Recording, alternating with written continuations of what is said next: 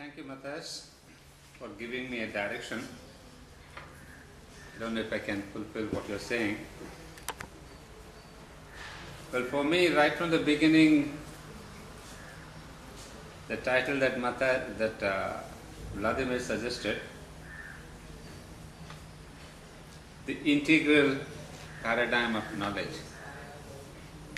It's quite a challenge to see what could be an integral paradigm of knowledge. Because I wondered if there could be any one integral paradigm or what would be the approach. Because as given in the note, there could be several approaches from point of literature, from science, psychology, sociology, political. So where do they all meet? Can they at all meet? And of course, it was a question that I was really trying to answer for myself.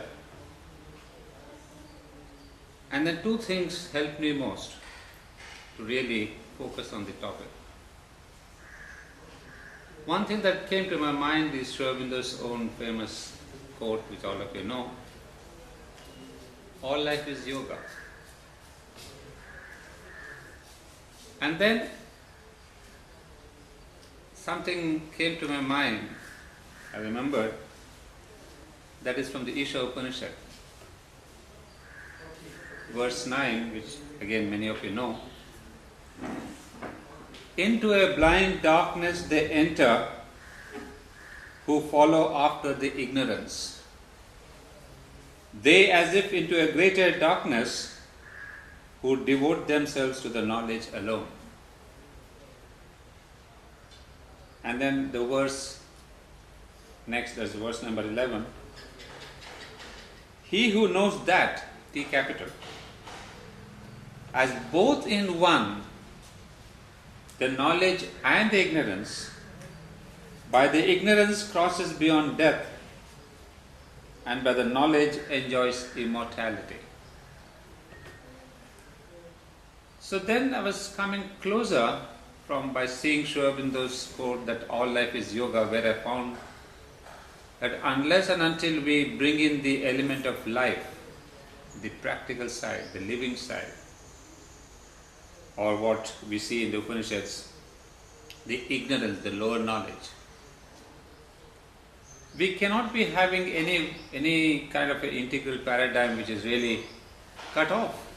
It cannot be purely on the mental level. So then I said,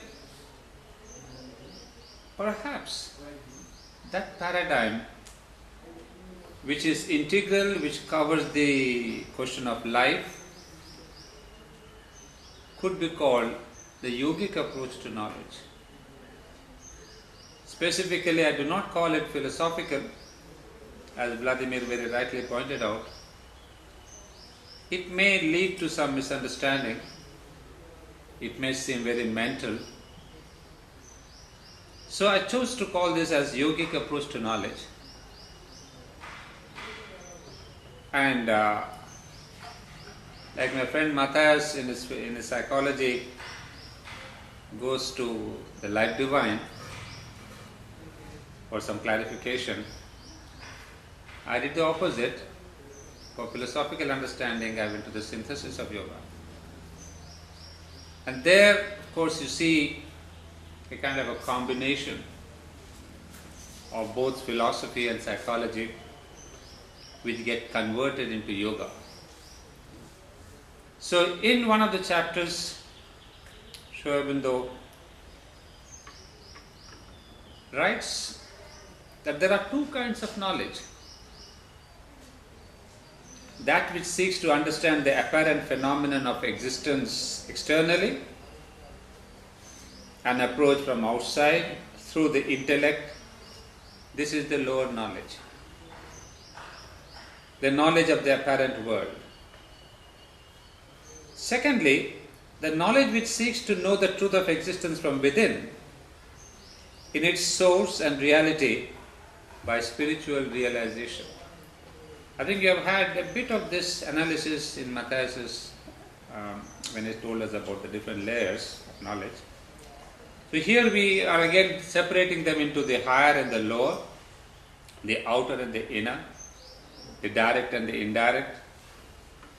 And the most important thing, the higher knowledge, is that of realization. Ordinarily, a sharp distinction is drawn between the two, and it is supposed that when we get to the higher knowledge, the God knowledge, then the rest, the world knowledge, becomes of no concern to us. But in reality, they are the two sides of one seeking. That's where the nail hits. Although on a practical level, for pragmatic levels, we do divide the world knowledge and God knowledge, both the Isha Upanishad and Aurobindo emphasize on one thing, that there is only one seeking. They are the two sides of the same coin. You would say all knowledge is ultimately the knowledge of God. Through Himself, through nature, through her works. Now, this is the second point which I would like to emphasize. Mankind has first to seek this knowledge through the external life. For until its mentality is sufficiently developed, spiritual knowledge is not really possible. And in proportion as it is developed, the possibilities of spiritual knowledge become richer and fuller. So I paused at this point and then I really asked myself, what is the meaning of that mankind must mentally have sufficiently should be sufficiently developed before spiritual knowledge becomes really possible. And that brought me to another chapter from the Life Divine, where he really discusses the 4 levels of human evolution, 4 stages of human evolution. One of them, the first one, as some of you have seen, I mean, we do not get into this details, but just to give you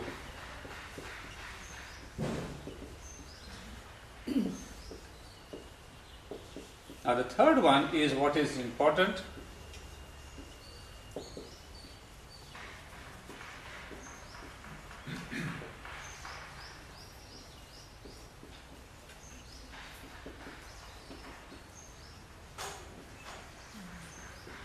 Here we are. Why I ask myself the question is, are we sufficiently mentally developed before it says you can get the spiritual knowledge? So in Life Divine 2 it says that we are gone through these 2 levels of religion and occultism. And perhaps we are now going through this level of the philosophical understanding, philosophical thought. And the very fact that today there is an attempt, be it in Auroville or in other parts of the world, to come to some kind of an integral paradigm of knowledge, or to come to some kind of a deeper experience. And of course, all of us know, those who are into this academics and have been going around the world giving talks here and there, there is definitely a great seeking for philosophical understanding, and there is a plethora of new theories that are coming up. So I feel that this would be the next stage that Aurobindo envisages as spiritual age. That goes in with the spiritual experience. So first of all, let us ask the question that are we sufficiently developed mentally? And I would answer the question, yes, maybe as an age, maybe most of us are not, but as an age, we have this philosophical understanding, and Aurobindo says, unless and until we have a sufficient mental development, we will not get the spiritual knowledge. That's a kind of a precondition. Now, having answered that, my next question is, on one side Aurobindo is saying that both the seeking, the lower and the higher, are one and the same.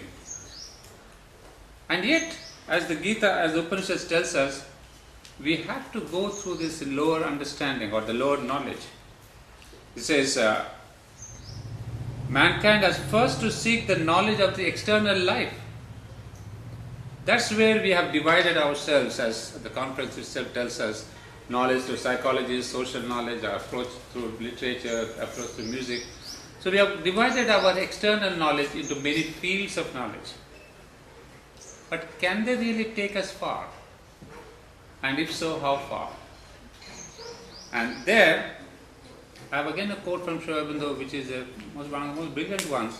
In a single paragraph, he tells us the essence of these different approaches. He would tell us that at first it is the workings of life and forms of nature which occupy us, but as we go deeper and deeper and get a completed view and experience, each of these lines brings us face to face with God. That's what is really wonderful and very encouraging. That you may follow any line. At the end of this line, there is the face of God you will meet with. And it says, science at its limits, even physical science, is compelled to perceive in the end the infinite, the universal, and the spirit, and the divine intelligence. I mean, these are almost his prophecies, if I can say that. So science will perceive in the end the infinite, the universal, the spirit. Art leads to the same end. The aesthetic human being intensely preoccupied with nature through aesthetic emotion must in the end arrive at spiritual emotion and perceive not only the infinite life but the infinite presence within her. So the end of all that you are doing, music or painting or poetry or whatever, so that could also lead you to another facet of the divine. There where we see the presence, beauty of the divine, the Ananda aspect, the divine beauty, Ananda and the joy. So that is the end of the channel of art. The end of the channel of science is to see the divine intelligence and the universal spirit. And philosophy, dealing with the principles of things, must come to perceive the principle of all these principles and investigate its nature, attributes and essential workings. What is the spirit, the intelligence, what we call the self, the Satchidananda, the Brahman, the principle of all principles. That's the business of philosophy, to find out its nature. And then he would say, ethics must eventually perceive that the law of good, which it seeks, is the law of God and depends on the being and nature of the master of the law. Psychology leads from the study of mind and the soul in living beings to the perception of one soul and one mind in all things. And he doesn't leave even this, the history. He said the history and study of man, like the history and study of nature, leads towards the perception of the eternal and universal power and being, whose thought and will work out to the cosmic and human evolution. That's why there was an attempt to see history from a new angle. That is history just a kind of a enumeration of the events and the dates and the people? Or is history a kind of an unveiling and unraveling of a divine will, a divine plan? So if you see it from a different angle, from this plan of the spiritual unveiling or unraveling, history becomes something much more interesting. It's not just dead facts and figures. Well, having seen this, it gave me now this courage that yes, all this lower knowledge can ultimately lead to different facets of the divine. But can they do so by themselves? You see, it's nice to know theoretically, but when one wants to really go to that end, is purely an academic, mental, seminar type knowledge enough to take us to these facets of the divine? There comes in the question of yoga. Is no end of research, no end of scholarship, no end of writing books will not help us. We can have 100 different definitions and books. But until and unless we take to yoga, the last doors of the divine different attributes will not be open to us. So Aurobindo tells us in a beautiful sentence that yoga calls us within and approaches him, the divine, directly, while the lower knowledge seeks him through the intellect and becomes conscious of him from behind a veil. Yoga seeks him through realization, lifts the veil and gets the full vision, where that only feels the presence and the influence. Well, that's the approach. Now, the question that I asked was, what do we mean by taking to yoga? How do we proceed? But there are many things that one can speak of and speak about. Larry himself gave you some of the practical approaches. But I have seen in the same synthesis of yoga, Aurobindo talking about 3 different necessities. The first one, or what he calls the 3 movements: purification, concentration, and renunciation. Of course, he has chapters on each one of them. You can look into the synthesis. But that's what made me to think now, where lies the difference between an academic approach and the yogic approach. So once we turn to this go away from this academic approach, if you want to really realize the end of it, Aurobindo would say, these are the 3 prerequisites. Well, he gives long descriptions, but I just give you a sentence or 2 because we have some other points to cover. The object of purification is to make the whole mental being a clear mirror in which the divine reality can be reflected. Leave it at that. Then I would say, in this part of this purification, all pursuit of knowledge, if not vitiated by a too earthward tendency, tends to refine, to subtilize, to purify. The power of the ethical knowledge and the ethical habit of thought and will to purify is obvious. So he goes on to describe once again the necessity of purification, and then ultimately how concentration and purification are sister elements in yoga.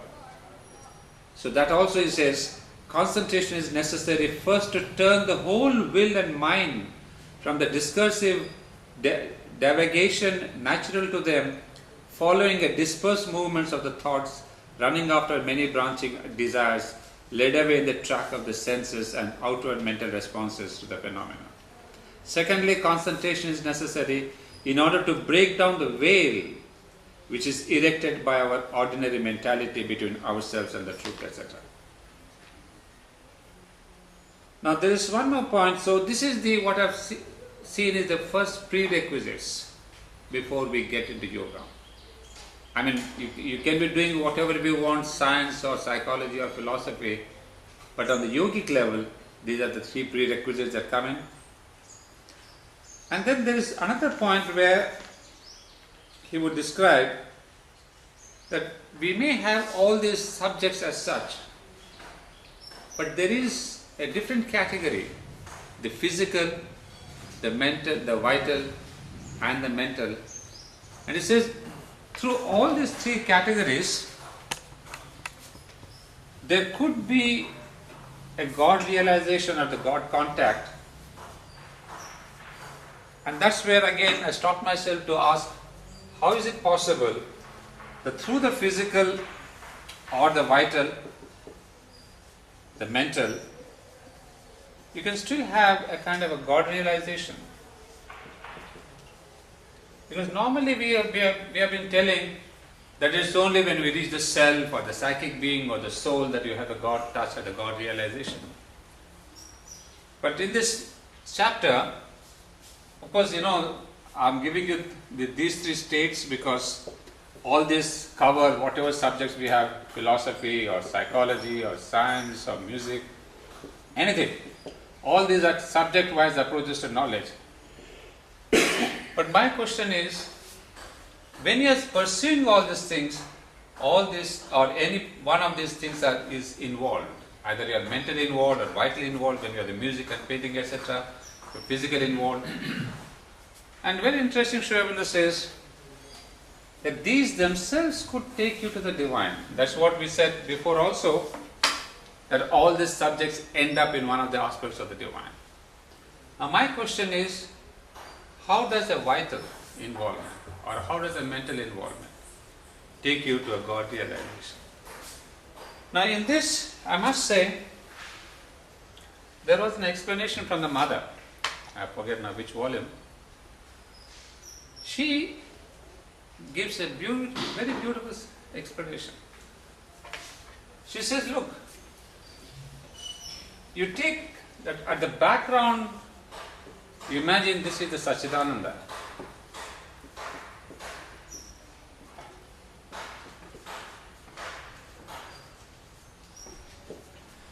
She says, imagine this is a wall which we name as Sachidananda. And in front of that, you have a kind of a ladder, or steps, not ladder, steps. Supposing that this is the physical, this is the vital, this is the mental, and we have other steps, maybe we can call that the highest one, the supramental. So she would say, while you are on the physical, if you extend the physical, you will touch this divine Sachidananda. On its own level, you can realize the divine on the physical level. Similarly, on the vital also, if you go far enough, that's what I said in the first quotation. If you are a musician, if you are a dancer, if you are a painter, if you can go through that real inner spirit, you will touch the Sachidananda spirit. So similarly, on the mental level, you will. And of course, on the supramental level, you have the realization of Sachidananda. Now the question is, is there a difference between all these three levels of realization, or isn't there any? Because then there's no use. If I say there's no difference, then why do we need to go to the supramental level at all? One can reach the divine on the physical level and be happy with that. But then she would say, no, it's not the same experience. You have a physical experience where we say in Sanskrit, Annamaya Brahman. And we have also said Pranamaya Brahman and Manomaya Brahman. So we had this in our ancient thought, that there is Brahman on the physical level, on the vital level, pranic level, on the mental level, etc. But each one of them is a different one. There is a hierarchy of experience. The experience of Brahman that you have on this level, on the physical, on the vital, on the mental, and the supramental, varies in its intensity and in its comprehension. It's not the same understanding that we have. Well, I'll pass that question a little bit. So that is one thing that I wanted to clarify. Why? Because that's what we started with. The lower knowledge can also lead to this Brahmic consciousness. But with the precondition that you must take the yoga, purification, concentration, and renunciation. Of course, renunciation is a different term. What we in our yoga use is surrender. But these are the three things. So Sri Aurobindo would tell us that while we are practicing yoga through these things, we reach a different level of consciousness, and we have three different movements. What Sri Aurobindo calls as the inner experience, inner vision, or let me say internal vision,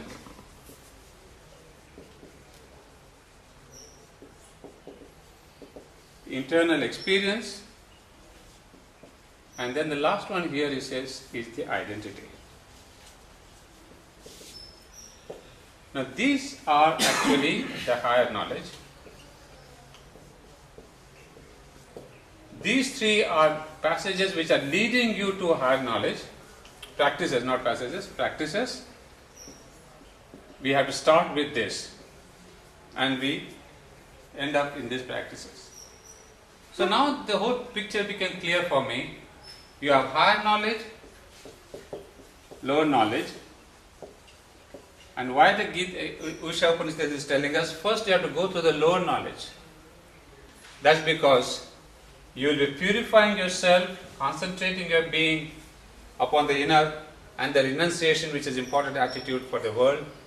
And then while you are doing this, you cross over into the higher knowledge, where you have this internal vision, experience, and ultimately not only knowledge by identity, but you become identified with the divine consciousness. So there is the togetherness. Once you have the lower knowledge, you pass from there into the higher knowledge, and there Aurobindo would say, I read out the last sentence, which is is a beautiful one. He says, the yogin continues to know and see God in the finite and be a channel of God consciousness and God action in the world.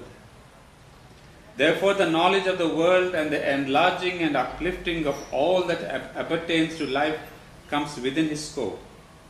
Only in all he sees God, sees the supreme reality, and his motive of work is to help mankind towards the knowledge of God and the possession of the supreme reality.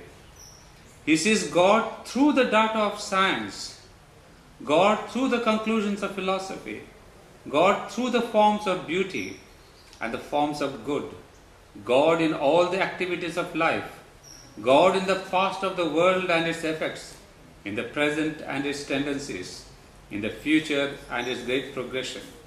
Into any or all of these he can bring his illumined vision and his liberated power of the Spirit. The lower knowledge has been the step from which he has risen to the higher. The higher illumines for him the lower and makes it part of itself, even if only its lower fringe and most external radiation.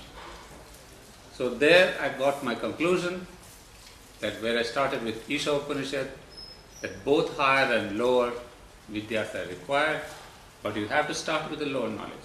That means when we are in this world, whichever branch of knowledge we choose as our own swadharma, our own swabhava, we have to follow that to the end. There we will meet the face of God. But there is a procedure. The process is called yoga. As we said, the yoga has many aspects, but he would insist on purification, concentration, and renunciation. These will take up to a higher step of yoga, where we have the internal vision, experience, and identity. And once the yogin reaches that identity position, that's where he finds this integral paradigm of knowledge, that is in his own consciousness, in his own divine vision, where the whole world is embraced. There's nothing as separates science and philosophy and physics.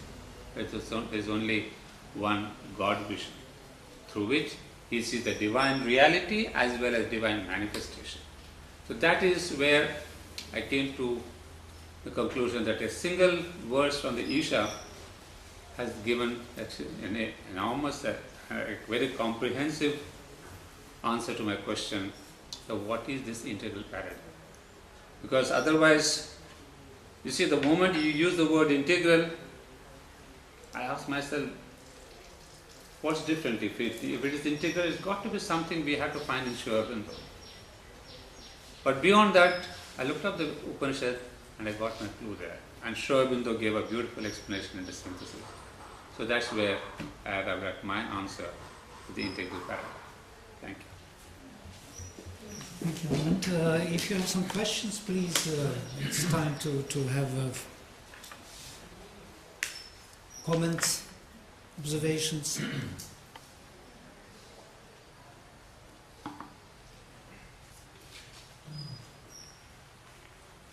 Wasn't there historically an attempt to integrate in earlier times through the Tantra, where all the three levels were taken up more consciously than in the other yogic disciplines, where you concentrate on the mind or the feelings or the body? Yeah, I mean, did the Tantra concentrate on all of them? Is there a question? I mean, what they focus? It's a question, yeah. Did the Tantra focus on? No, was that the first attempt to be more integral? Oh, I would say very broadly integral, but not really in the sense of the integral in different parts of the human being.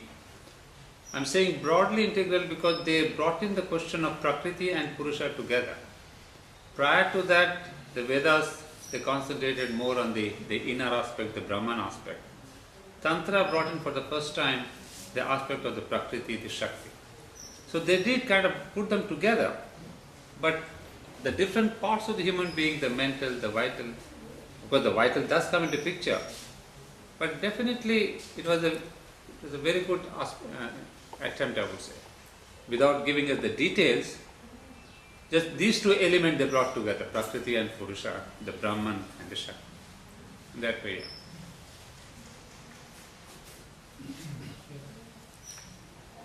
Yes, please. If you think this higher consciousness, or what you said, knowledge,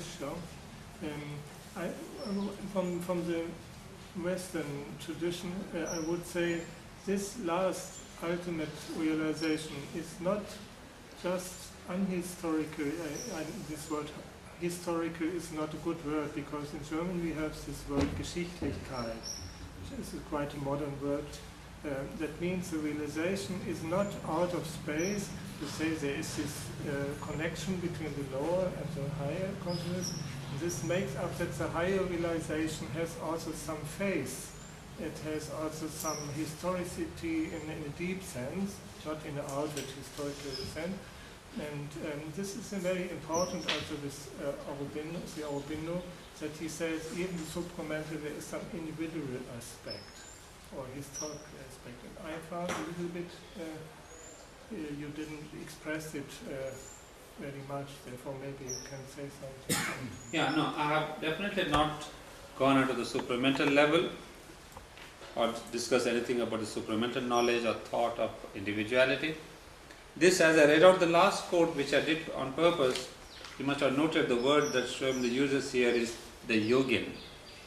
The yogin is still who has this individual face and personality and individuality. That's any one of us. But here, the angle of consciousness becomes embracive. I'm not here speaking about the supramental transformation of the consciousness at all. But there what you're saying, it has a different topic altogether. So here is, while being human, man, this is the change that we could bring in as a yogin. Have this integral paradigm of consciousness where you have the God through his form and God as consciousness. Consciousness expressions, both are combined in the lower and the higher mind. So we are not touching the supramental consciousness at all in this. Yes. The very, I may have just also, it's not a question but observation, the very way to get to the higher knowledge, also to get to this integral knowledge which gets both vidya and avidya, which is the only knowledge to the God knowledge actually. Vidya itself is not totally the God knowledge. Into the darker darkness enters those who follow only after vidya. That means they miss something of that manifestation. And in that concept was developed in Purushottama concept in the Gita, and especially Aurobindo dwelt on it, that there is the third, transcendental to the transcendental, which holds both. And that is what we are looking for. But what is interesting in your presentation, which is very true, that only by yoga that you can get into higher knowledge, into vidya, and into the integral knowledge. There is no other way to get there. So we can stay out of yoga dealing with lower knowledge, as long as we want to deal with that. Yeah? But when we want to get into higher and integral knowledge, we need to take yoga. Yeah, that's where I found the clue. I said that yogic approach is really the answer. Wonderful, thank you. This was a very good link to psychology.